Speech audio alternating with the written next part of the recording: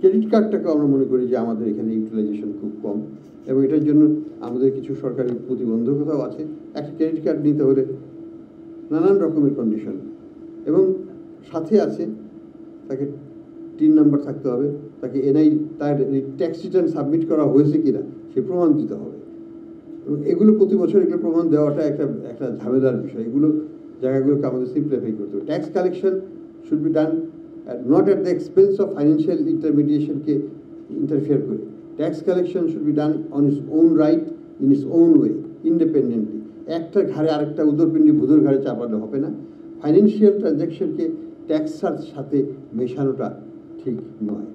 এই ঈদে জামা জুতো অ্যাক্সেসরিজের ডিসকাউন্ট।